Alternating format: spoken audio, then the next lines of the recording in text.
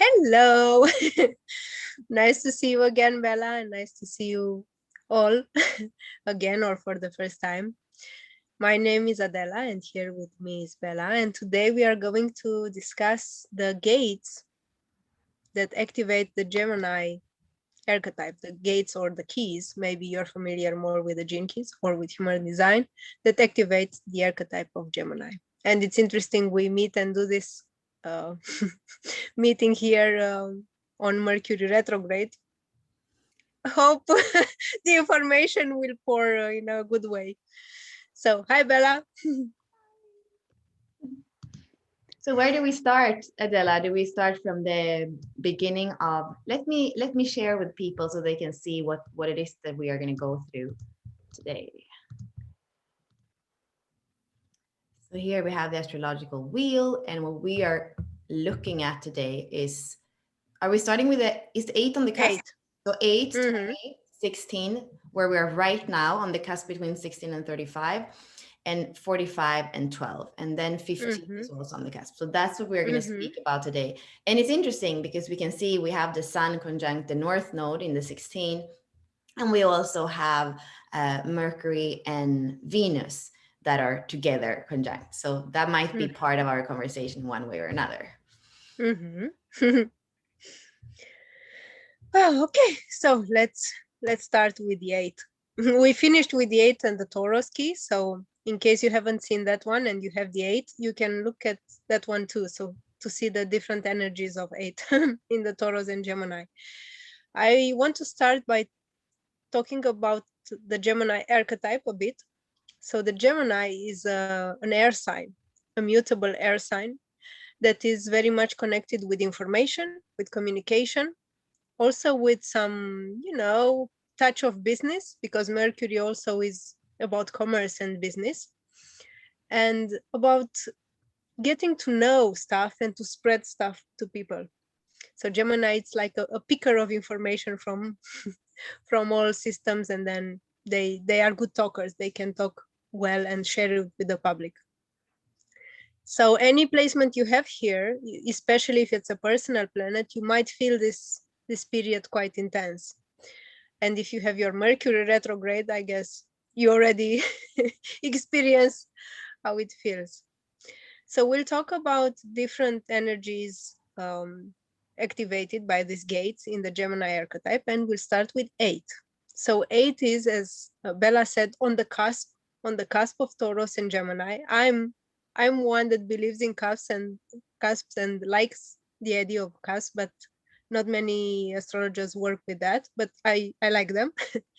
So 8 is the one that makes this kind of, translation from Taurus to Gemini. And the main translation I would talk about is the voice. Here, 8 becomes a voice.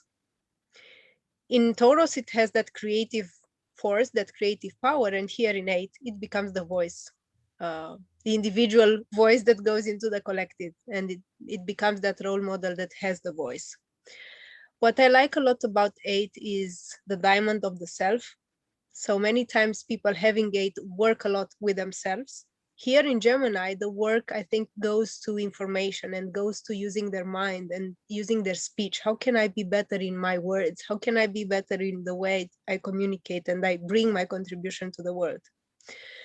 And the shadow is the mediocrity, being, not having that fear to stand out, being there just with the fear of standing out and being unique. The gift is style, and the rebellious. I like how you always told about the 8, that it's a rebel soul and has a rebel style. And the CD, or the higher frequency, is exquisiteness. What happens when you find your style and when you find that voice and share it with others? So how do you see 8? Yeah, I pulled this up before because here in this chart, of course, we only have half of the activations that we would have in a human design chart. But I'm thinking about the open throat, and when you have that 8 in an open throat, knowing that the 8 is the agent for creativity and not always the agent for its own creativity. So I would say, especially if it's in an open throat and you don't have that consistent voice, to be check in with yourself. Who am I speaking for? Who am I the agent for? Because you are perfect. If a company employs you, you can speak their, their message in a really powerful way. So I would say, for the 8, really check in that it's not a compromise, which is the programming partner to 14 in the shadow frequency. Make sure it's not a compromise for your truth, for your diamond of the self, that you're speaking a message that doesn't completely resonate. We know that this 8 is contagious. So you probably want to, you want to, if there is contagion for the world, you want to make sure that it's a message that feels aligned with you. That's what comes up for me with the 8. Mm-hmm. Mm-hmm. I also wanted to add here something I felt resonated with me when I looked at the dream arc, and I recommend you look at that on the page on the Gene Keys. When I looked at the dream arc, I saw it's associated with silver. And why did I say about that? I'm a big fan of homeopathy, and the silver is also a remedy. And the silver family, or the kind of elements associated with silver, are a family that talk about finding this inner brilliance and sharing that inner brilliance. So I found a connection between the diamond and shining that light of the diamond and silver. And silver, it's a very important metal that has a lot of powers. Yeah, and isn't it the colibri? I believe it. So, Yes. which is also like such a magical bird, you know. Mm-hmm. Yes, yes. It's tiny but pretty. So the second gate in Gemini is one that I don't have, but I'm absolutely fascinated by it. I think it's one of my favorites in the whole whole 64. It's 20. And 20 goes from superficiality to self-assurance and presence. And I think you who have 20, you are just blessed with the fact that 20 makes channels with 3 possible gates. So I find this complete flexibility that 20 has when they are present in the moment. They are just a spark. They are just amazing people that light the room. Um, yeah, this is what I resonated a lot with. Just seeing that, what I call the fork in human design, that channel with 3 types of gates possible to. I really like that, and I was like, "Ooh, yep, this is quite Gemini."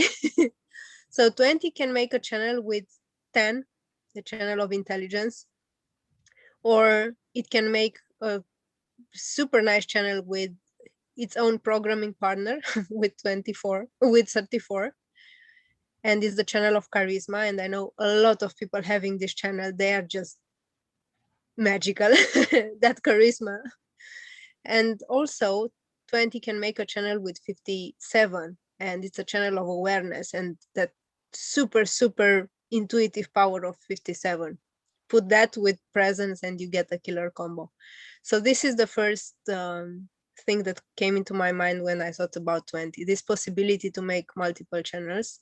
And even if you don't have channels, just the fact that you are open in seeing reality from so many points of view, that's amazing. um, the victim here, the victim pattern is victim of insecurity. And I found that very relevant in the sense of not being present in your own life. So many times that superficiality, Gemini have this problem of sometimes going too much in their mind or not being present in the moment. And 20, I think it has to learn this stop and be. And when they do, they just become huge inspiration for others. How is 20 from your perspective? Yeah, I have a similar way of always seeing the 20 when it's connected to something in this integration circuitry that we were pointing out. It feels like it's always a theme when it connects. And I know somebody who was in my life before was loving to go motorcycle in the mountains where you can't even see what's coming around the next turn. And to have that, that awareness, that presence in the now, and then the splenic intelligence, like I believe that that's one of the most, safe combination to have if you're going to do something that dangerous, 300 kilometers an hour on a motorcycle, you don't know what comes around the corner, but there's this splenic knowing, this presence in the moment. And even, you're so fast you react like as it happens. There's not even a split second kind of thing. That for me, and I have the 5734. So there is something magical too when somebody has the 20 that comes in, and it becomes, the third, like you were saying. Yeah, I feel like it becomes more of a flow when that 20 comes in. And then what I've seen sometimes, when people have the 20 and the 10, and it's not, maybe it's a projector, it can sometimes feel like there's so much genius, but it's like almost like it's impossible to put it into form because there's just so much genius coming through. So that I feel can be a little bit of like something a little bit challenging. And it's also a kind of unique and personal, what it feels like, genius that they have. So it's not always that it's understood by everybody else. It's their genius. It is genius, but how is it going to be introduced into the world is what I feel. And maybe that is the integration circuitry as well, where they're self-absorbed, doing it for themselves, but how in that sense anyway, it's like the evolution happens because it's so exact, so precise, so alive. Yeah, very nice. Lucky you that have it. I'm still looking for charts. Maybe I'm finding my own there somewhere. Okay, so let's go to 16. 16, I know you have it. I have it too. It's one that we both love and enjoy having in our lives. So 16 moves from indifference to versatility and mastery. And I remember listening to this gene key way back. I was driving and just listening to 16, and I just had the sensation someone is just knowing my life. I was like, how do you know? 16 is the one activating my pearl, or the Jupiter in Gemini in astrology, and I always resonated with it very, very strongly. So I think one part of 16 that I felt in me and in other people having it is this kind of being good at everything. Like you like doing that, and you like doing that, and you like dancing, and you like cooking, and you like reading, and you like going. And many times I have clients with 16 that say, but what should I choose? What am I good at? And I find that's a trap for 16, because it's not like they have to get super specialized in something. They are just very open and versatile. You can become very good in many stuff as long as you have that lesson from 48 and you just give depth to what you're doing and practice what you're doing. I think 16 is one of those magical geniuses, as Richard nicely puts it, that just can play so easily with knowing stuff. I don't know if he had it or not in the profile, I have to look, but I always think about Mozart or some other brilliant minds that like had it all together. So yeah, for me it's playing with knowledge in very interesting forms. It's a good archetype of the teacher. Gemini is a good teacher, and is that teacher that knows how to crack a joke and knows how to put stuff together so they are pleasant for himself and others. And the mastery of just living life, that is something that I resonated with. Just relaxing and living life and having multiple experiences that just shape who you are, and be a master of that. Of enjoying life and living life. I think Gemini has this in the gift part. Gemini has this kind of relaxing effect on us. How do you feel your 16 or 16 in general? Yeah, I love that, the curiosity that you're speaking to always try something new, and that openness. And for me, I feel like it's completing my 61 and even my 11. So inspiration and ideas are always there for my head and my ajna, and that are undefined. So sometimes it's a lot to assimilate. And then the 16 comes and has that enthusiasm and says, we can do something with this. We can bring it into form. We can play with it.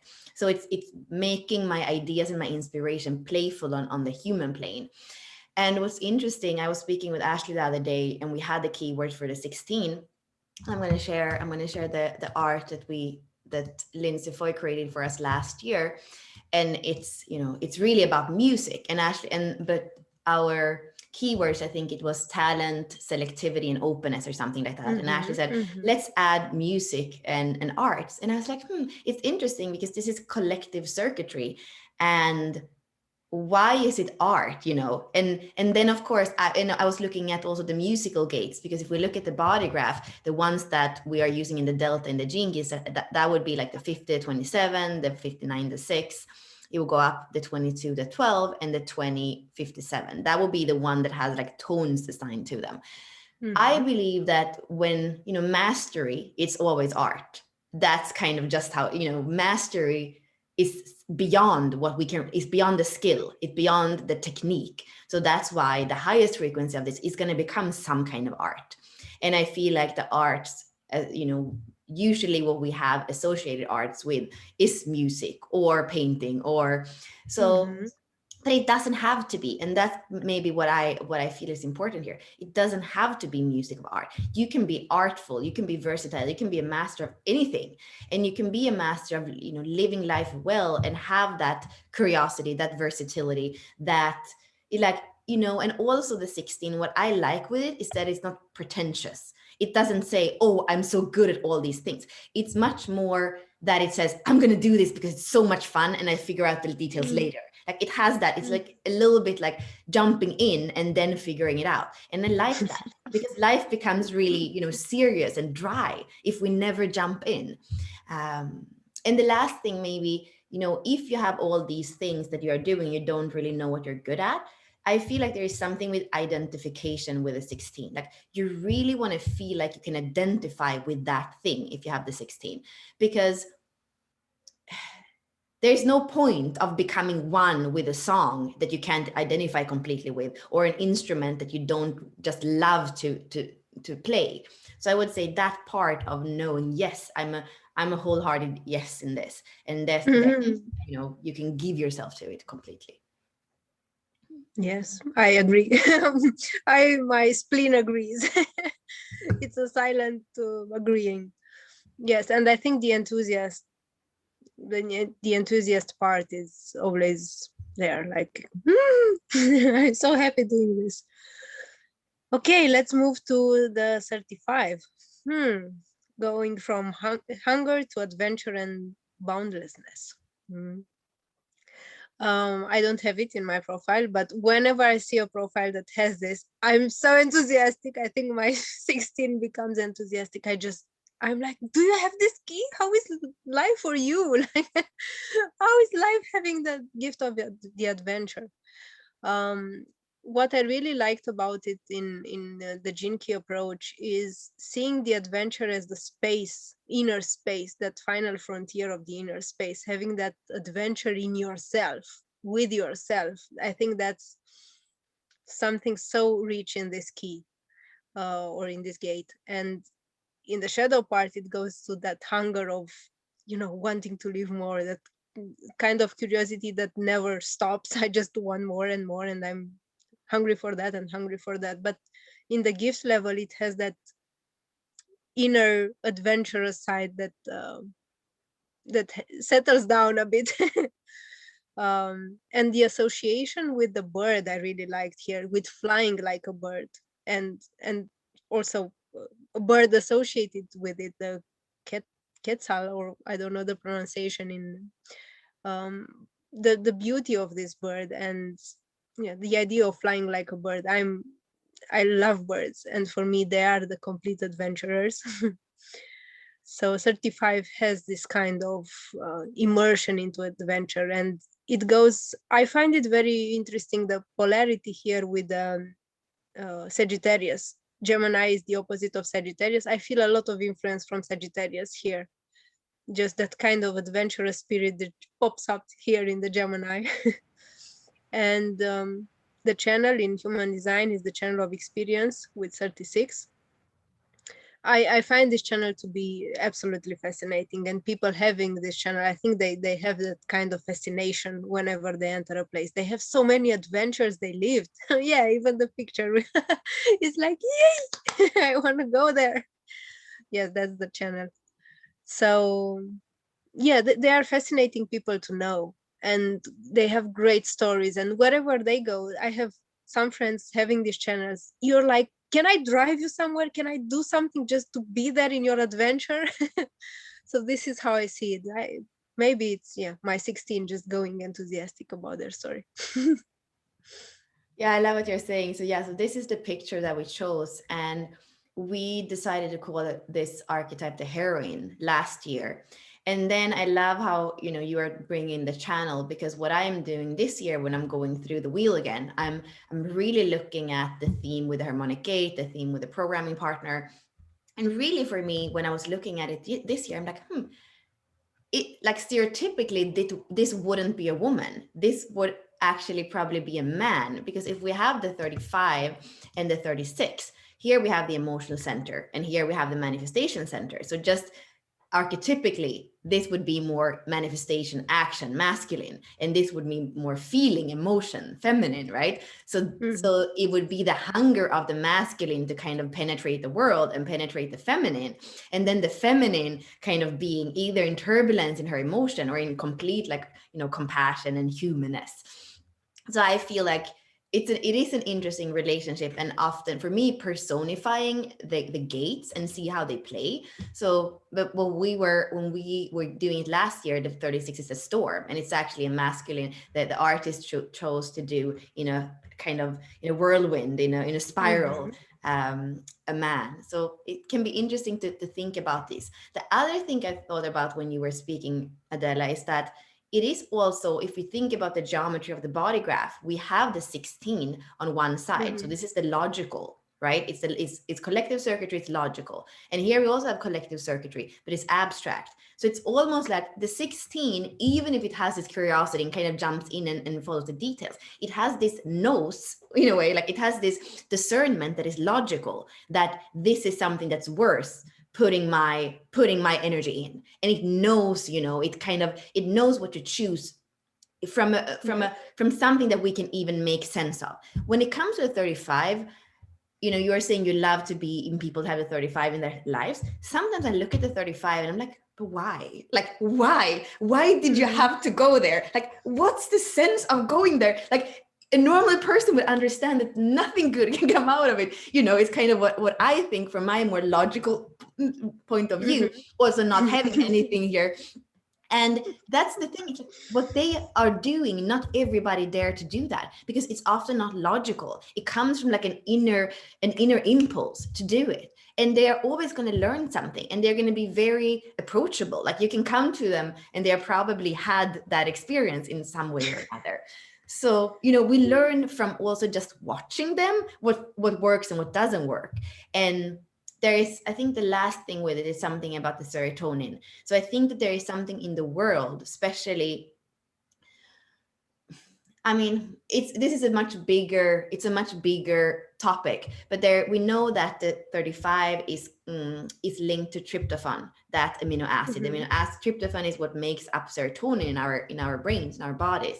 And when you have low serotonin, that is very linked to depression, and very linked to the state of like not feeling it's enough, not feeling with a heart, So I do believe that there is something also in society, like a bigger topic, with tryptophan, with serotonin, with the way that we treat depression today, that the 35 in one way or another has to do with. And also it's the coding ring of miracles. So if we can come back to our heart, back to our true chemistry, back to nurturing ourselves so that we have, so that our levels of signal substances are right. I mean, I think a miracle could happen on Earth. So and also the fact that the 35 says a life lived through love, it's the greatest adventure. If we kind of boil everything down, I think that at a higher frequency, the 35 understands that a true adventure is an adventure through love. If love is not there, it's not an adventure. Yeah, it's beautiful. I told you, I like it. Even when you talk about it, I'm like, oh, yes. Yes, very beautiful one.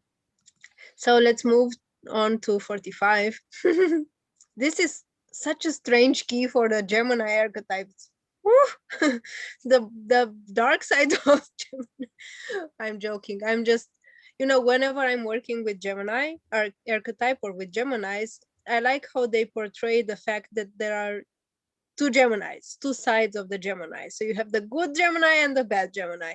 And I guess when in the shadow, of course, not when in the gift, but when in the shadow, this dominance can be a lot the bad Gemini because they have this kind of manipulative and dominant part. They are very clever and they are very smart and can use that mind in ways that are not so so lovely.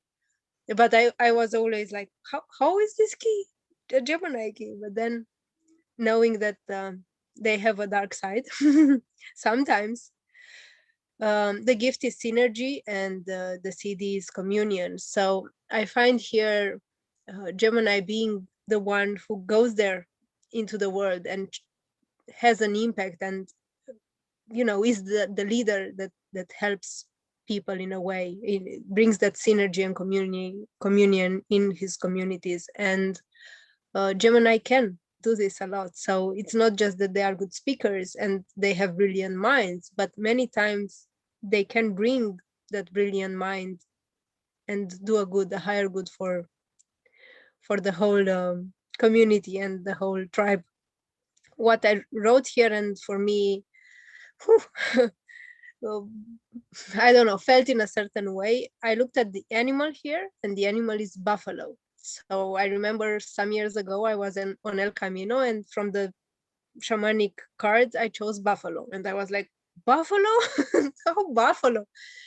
And I had to stay with it a bit and just, try to know what the buffalo does and why is it was my spirit animal back then. And what I felt strongly here with the Jinki and the buffalo is they said that buffalo was a time of abundance and prayer, because whenever the tribe catch the buffalo, they were in such deep gratitude because it was a huge animal that they could use for the whole tribe. They use part of it for medicine. They use part from it to make stuff to get warm.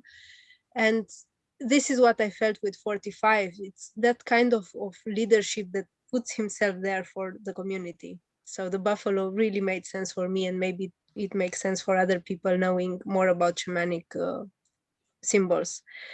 And the channel, it's 2145, associated with money and with sustaining people. So I found this theme of abundance very interesting here. And as I said in the beginning, Gemini has this part of making stuff practical, using their mind to make business practical. And 45, I think, has this capacity here.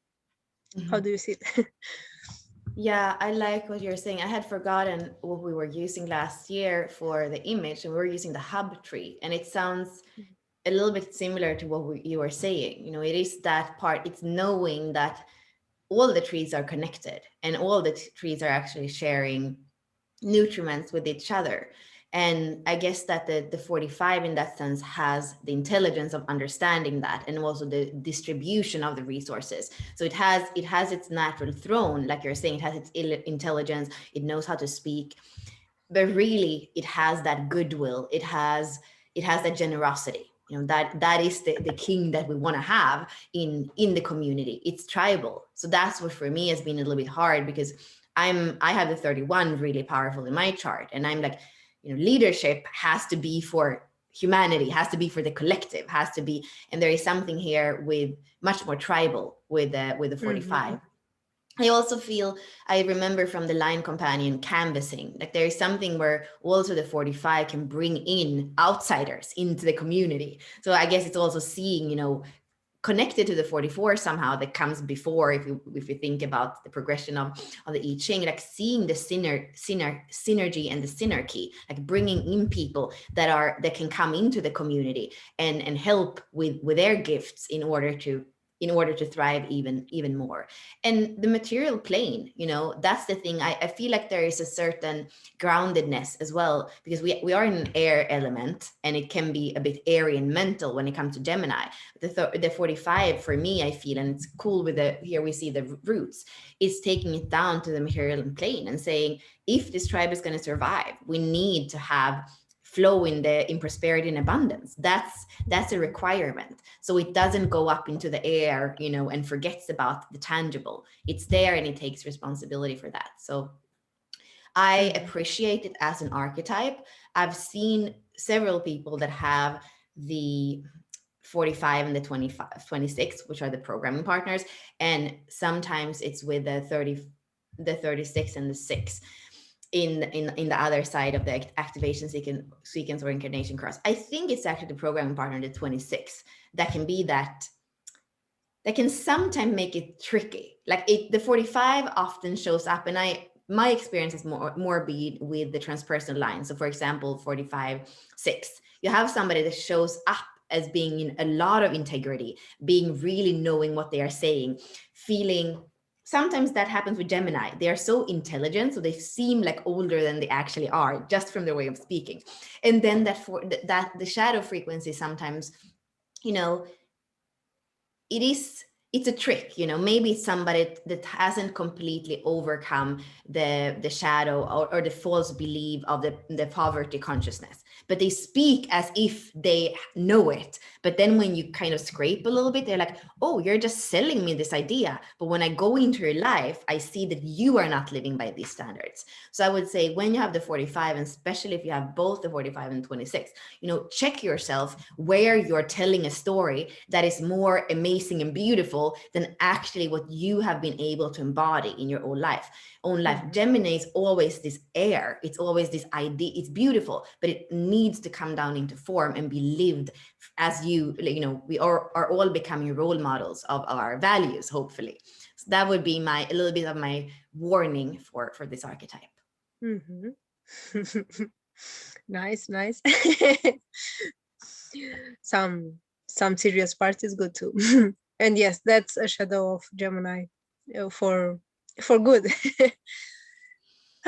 So let's move to 12, the one I chose to represent last year. Oh, I can't even tell how much I love this key. So 12 has this road from the shadow of vanity to the gift of discrimination and the city of purity. I find this discrimination to be such a help. Many times I see people having 12 so acute to what is, I don't know, what is pure and not pure, what is refined and what is refined, and they don't make any effort for that. It's just they know. And I don't know what I said in the video last year. I'll just see what I feel about it this year. But I resonated a lot with what was on the site, on the Gene Keys, in the materials, when I read it, like the secrets of high art. I was like, yes. Secrets, high, and art all in one, in 12. That's like brilliant. So yeah, there's a kind of priestess like energy in 12, that kind of just sacred knowing. I just imagine that kind of energy of, knowing how the place should be, knowing what to do, knowing the sacred information. For me, it's an enormous key. What I find the struggle with it is the need for perfection. And it can be very, very picky. Like Gemini and Virgos are a lot similar in this regard, that mind that always works. And 12 knows that potential for purity and has that feeling of what is pure and not, that sometimes they just might not open the heart at all. They're like, till is not that essential. I'm not doing that. It also can be very elite like, or sometimes very mean. And I feel we do that just because we protect our hearts. So it's like no one enters that sacred space. And what I find fascinating about 12, it's that it's on the ring of secret. It's on a ring of his own. And here I find the Gemini going into this world of sacred knowledge. So here we have the Gemini that just go beyond just knowing some stuff. They go deep into discerning what is real knowledge and what's not. So yeah, a lot to tell about 12. I find it's a very romantic archetype. They are lovers of love. And I think people having 12, like the Sufi poems and everything, for us just makes goosebumps all over. So that kind of love and of connecting through love with divinity. This is what I feel about it. What's your view? Yeah, I love what you say. And this is the art that we chose is Daniel Holman. And, I kind of, when I look at this, I feel like you said, the lovers of love, it makes me, and it's the sacred, it's a portal into, yeah, like you say, mystical teachings or even a mystery school. It's a portal. But the only way that you get access to the door is when you open your heart. And that's what I felt sometimes when I worked with people. I've tried to explain to them, maybe sometimes they're new to the gene keys. I'm like, okay, you have 12.4 in your core root. It's like it's a double gate to the heart. But I have to tell you, there's no other way than through the heart. You have it like double, and it's more than that. Like it's exponential when it's like that.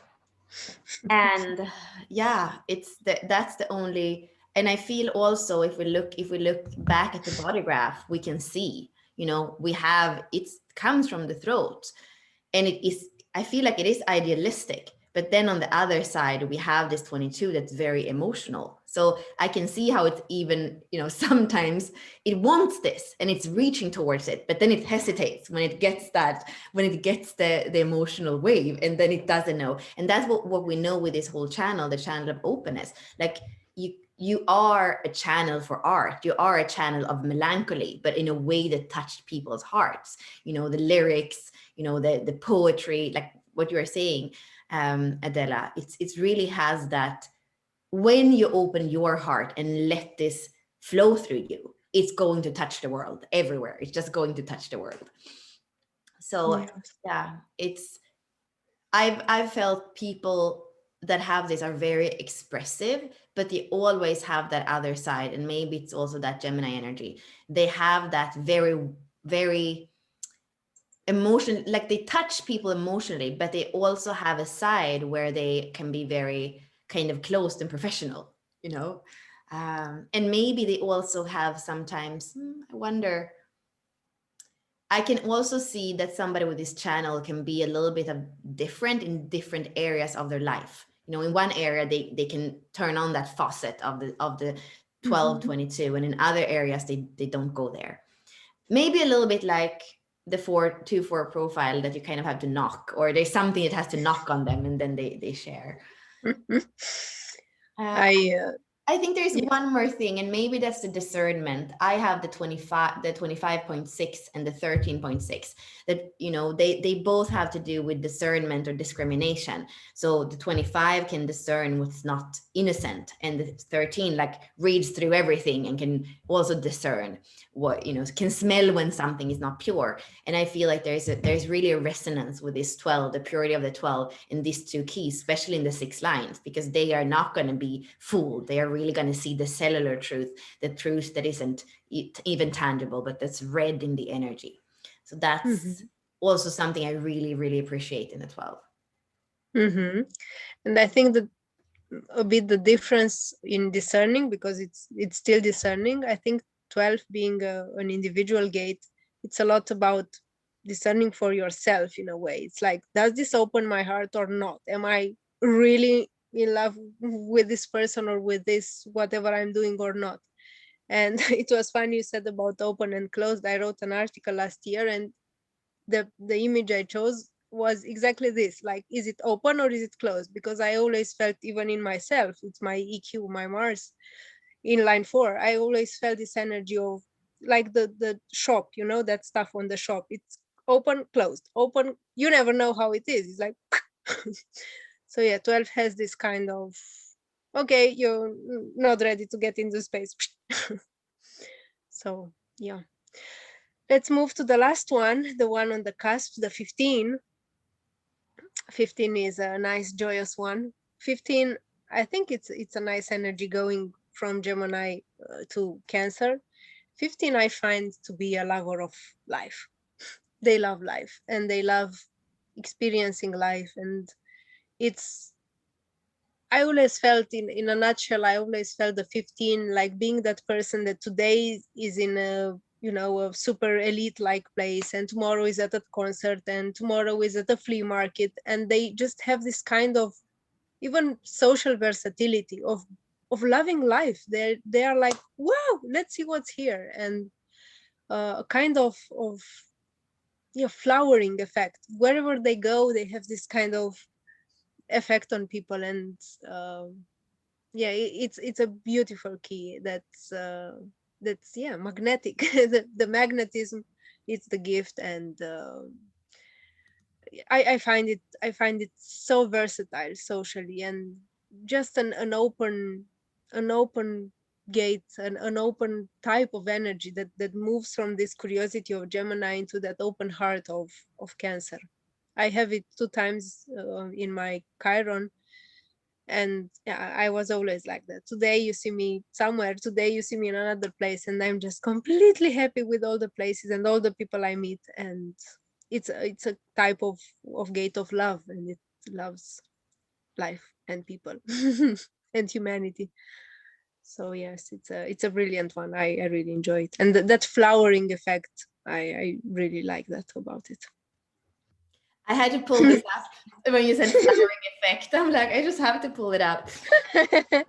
Yeah, we are calling it the wild woman in the 64 doors. And I agree with everything you say. And I feel, when we look at it in the body graph, it comes from the G center and it moves down into the sacral. And here we have life force.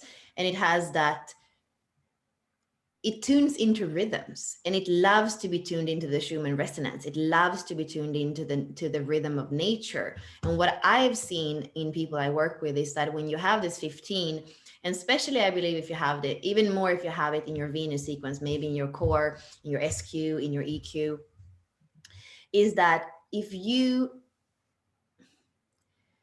didn't have natural rhythms when you were a child, or if you weren't able to tune into what was healthy, maybe you had to tune into see things that were extreme. I feel like the 15, it creates this residue in the nervous system that then it's kind of reproducing itself, because we know when the nervous system is imprinted with something, it kind of happens of itself. It's there.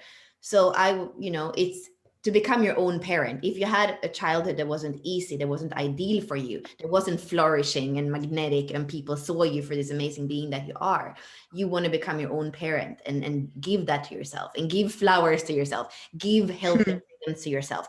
Check yourself when you are going into some behavior that is a little bit more extreme, either if it's completely becoming your mom, or if it's a reaction to what you lived as a child and you become the extreme on the other side. But it's still not, it comes right after that 12. It comes from the open heart. So that for me is important, because I feel like I can see people that I just want to, almost like a horse energy. You can see a horse is so sensitive, and you can feel when it's nervous, and you just want to kind of bring it out on the green grass so that it can come back into its balance again. And I feel a similar thing with this 15.